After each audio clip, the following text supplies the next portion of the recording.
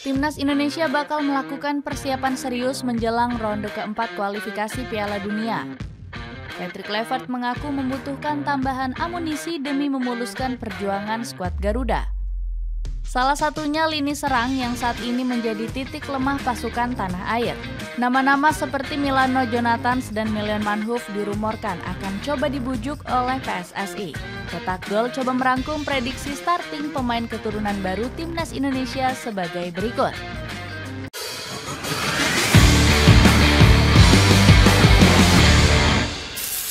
Kedatangan bintang keturunan baru di ronde 4. Indonesia menghadapi tantangan yang sangat berat memasuki ronde keempat.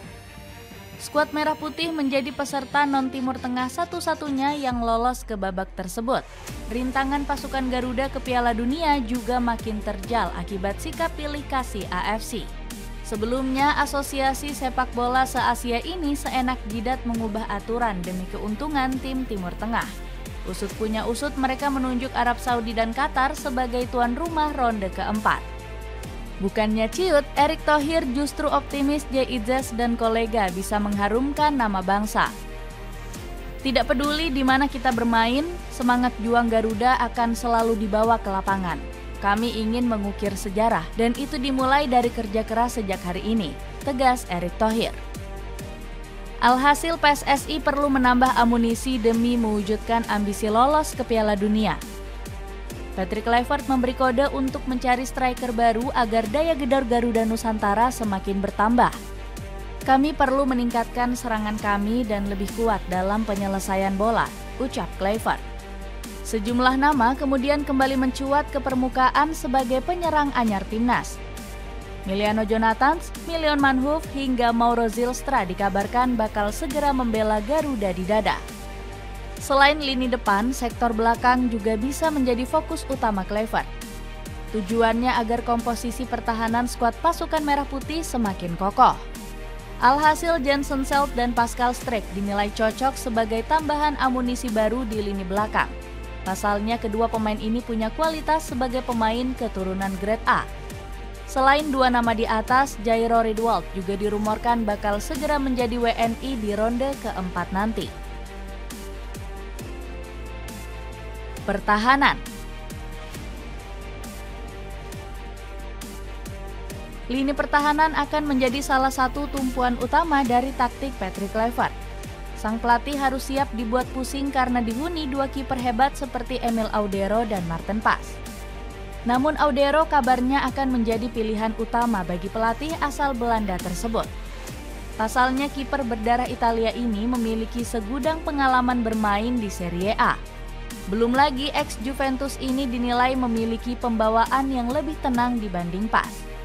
Emil ini pembawaannya sangat dewasa, sangat bisalah untuk dijadikan sebagai role model. Belum lagi dirinya sekarang main di Eropa, ucap Reza Arya selaku kiper PSM Makassar. Dari posisi bek tengah sendiri nampaknya masih akan menjadi milik trio Rizky Ridho, JIZES dan Justin Hapner.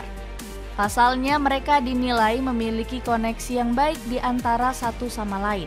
Selain itu, nama Messi Hilgers juga mulai mendapatkan perhitungan berkat penampilannya sebagai bek modern. Bek FC Twente ini kerap maju memotong serangan Jepang. Padahal kala itu Indonesia terus-menerus dikurung oleh gaya main pressing ala Jepang. Hilgers dinilai perlu menemukan sosok bek modern lainnya agar bisa memaksimalkan permainannya. Alhasil timnas Indonesia kabarnya mulai mengincar nama bek Liga Inggris seperti JensonSelt dan Pascal Struijk. Kedua pemain ini memiliki postur mumpuni untuk mengimbangi gaya main dari Hilgers. Sementara itu Calvin Verdong dinilai masih akan menjadi andalan Kluivert di posisi bek sayap kiri. Dirinya sempat diistirahatkan melawan Jepang karena sudah mengantongi 1 kartu kuning. Meski begitu, posisi Verdong kabarnya akan segera mendapatkan perlawanan berarti. Pasalnya PSSI mulai mempertimbangkan untuk mendekati bek andalan Jose Mourinho yakni Jayden Oosterwolde.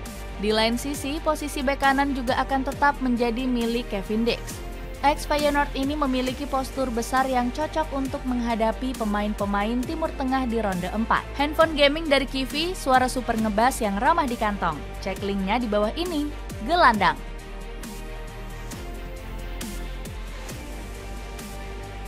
Lini tengah timnas Indonesia menjadi sektor yang harus diperkuat jelang ronde keempat.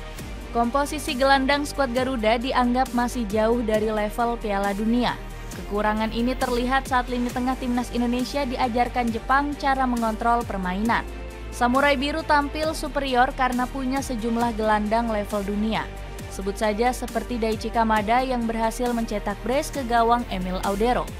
Di lain sisi, gelandang skuad Garuda justru gagal memperlihatkan kemampuannya. Tom Haye mati kutu ketika dikurung habis-habisan oleh pressing ketat Jepang. The Professor bahkan hanya punya umpan sukses sebesar 76% selama 90 menit. Choi Pelupessy juga kesulitan mengimbangi intensitas tinggi dari lini tengah Samurai Biru. Gelandang SK Lommel ini sering kalah duel saat bertarung merebut bola. Alhasil, skuad Garuda dinilai perlu mendapatkan amunisi tambahan demi berlaga di ronde 4. Jairo Redwold dinilai bisa menjadi sosok ideal bagi timnas Indonesia.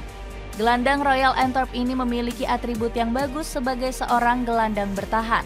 Jairo punya kemampuan memotong serangan lawan serta fisik kokoh untuk berduel di lini tengah. Meski begitu, proses naturalisasi ex Crystal Palace ini dinilai sangat sulit untuk dilakukan. Jairo ini prosesnya lebih berat daripada Maarten Paes. Lebih berat, jadi bukan kami tidak mau. Kami mau banget, secara administrasi lebih berat, mirip-mirip sebenarnya sama Paes, ujar Arya Sinulinga selaku exco PSSI. Alhasil timnas Indonesia bisa membidik Laurin Ulrich yang dinilai lebih realistis. Meski berbeda posisi, gelandang VfB Stuttgart ini juga bisa menjadi aset penting bagi skuad Garuda. Ulrich dapat punya suntikan kreativitas yang kadang menghilang dari permainan timnas Indonesia. Peluang sang pemain bergabung dengan Merah Putih juga terbuka lebar. Pasalnya, Ulrich saat ini kembali dikesampingkan oleh timnas Jerman U21 di kualifikasi Euro pada awal Juni lalu. Penyerang. Bergeser ke lini serang, timnas Indonesia harus punya skema baru di ronde keempat. Pasalnya, serangan pasukan Merah Putih mulai gampang ditebak karena cuma bergantung ke Ole Romeni. Penyerang Oxford United ini jadi penggendong gol skuad Garuda saat striker lain loyo. Hasilnya PSSI dituntut bergerak cepat untuk mengamankan jasa Miliano Jonathans. Penyerang 21 tahun ini tampil tajam mencatat 11 gol saat membela Vitesse Arnhem. Peluang PSSI untuk menaturalisasi Miliano juga masih terbuka lebar. Winger berdarah Depok ini dinilai bakal semakin sulit mencuri perhatian Ronald Koeman. Pelatih timnas Belanda ini pasti bakal lebih memilih darah muda asli negeri kincir angin. Sebut saja Mohamed Ihataren dan Noalang yang sedang naik daun. Koeman juga masih bisa mengandalkan Justin Kluivert yang performanya meroket bersama Bournemouth musim lalu. Gak heran karir internasional Miliano diprediksi akan lebih cerah jika memilih skuad Garuda. PSSI juga masih bisa mencoba peruntungan merayu Mylion Manhoef. Winger 23 tahun ini juga masih belum dipanggil Koeman memperkuat skuad utama The Oranje. Namun Manhoef rupanya tetap ngotot menunggu panggilan Belanda meski ditunggu PSSI. Manhoef bilang lahir di Belanda dan menjadi suatu kehormatan bisa membela timnas Belanda. Semenjak dari kecil juga sudah bermain untuk tim U16, U17 Belanda. Dia sangat bangga bisa membela timnas Belanda, tegas Yusa Nugraha di kanal YouTube-nya. Sweater rugby vintage kini turun harga dari Rp150.000 menjadi Rp77.000-an aja. Cek linknya di bawah ini. Itulah ulasan prediksi starting pemain keturunan baru timnas Indonesia. Bagaimana pendapatmu? Akankah amunisi anyar memuluskan langkah Garuda Nusantara ke Piala Dunia? Coba tulis pendapatmu di kolom komentar di bawah ini.